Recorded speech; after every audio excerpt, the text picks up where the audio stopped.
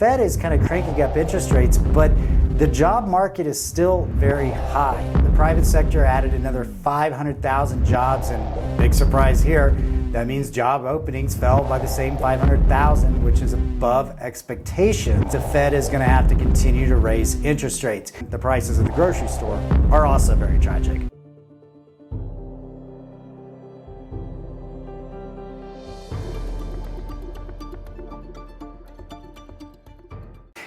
Hi, welcome back. This is Nathan Wilson with Independence Money. Very interesting times we're living in here. This title of this video is why the Fed can't figure out the job market. So there's a lot changing in the economy. Be sure you hit the subscribe button to keep abreast with upcoming updates and videos. So this one's going to be a little bit of a deep dive into inflation and the relationship between that and unemployment. I may give you some nice little statistics to sink your teeth into. But, we had the July report came out. The private sector added another 500,000 jobs, and big surprise here, that means job openings fell by the same 500,000, which is above expectations. So, if the job market is that hot still, it still gives us some credence and belief that the Fed is going to have to continue to raise interest rates. One thing as an economist that always surprises me is how many people think, Congress and the president are really the drivers of the economy. And this goes back to when I got my economics degree. We read a whole book, spent a whole semester on a book called How the Federal Reserve Runs the Country. And it's interesting. I think if you were to ask most Americans what the Federal Reserve is, you might get, the head bank or the central bank or the government.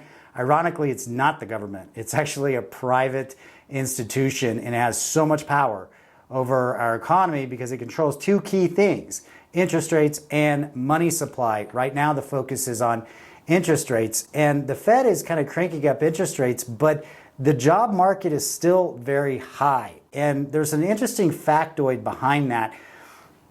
Self-employed people hit an all-time high during COVID, but it's falling at a rapid pace. This statistic alone should give you an indicator that a lot of the self-employed people are feeling like the economy might collapse into recession. And when that happens, there's a perception that maybe 9-to-5 jobs feel more secure. Whether that's true or not, don't know. But that is a good key indicator of small businesses believing that. That's pretty interesting. The other thing that's interesting is the Fed has an impossible job. It has several mandates, which is managing the money supply or monetary policy to promote three goals: stable prices, maximum unemployment, and low inflation. On a best case scenario, I think it's 2 out of 3, because maximum unemployment and low inflation is very difficult to have, because lower unemployment by nature means higher inflation. And what's really sad about beating inflation is it often means higher unemployment or job losses, which is obviously tragic, but then again, the prices at the grocery store are also very tragic. So we've got to cure inflation.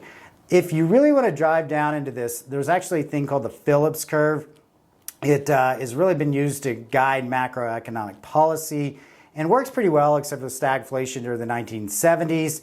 But it kind of shows you a little bit on, this chart here, the correlation between unemployment rate and interest rates. So for example, in 1961, 2, and 3, the period of the study here, we had unemployment rate at around 6%, and that could indicate inflation was around 1%.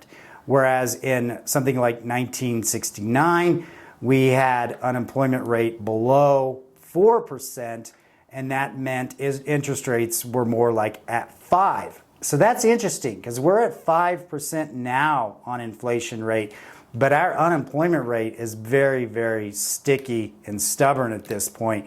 In fact, there's 1.7% openings for every job seeker.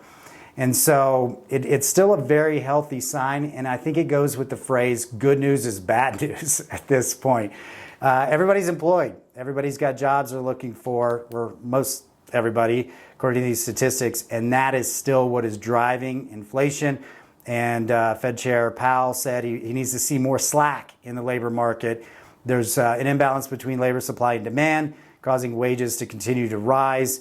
Obviously, if wages rise, that means goods and services rise, hence that's inflation.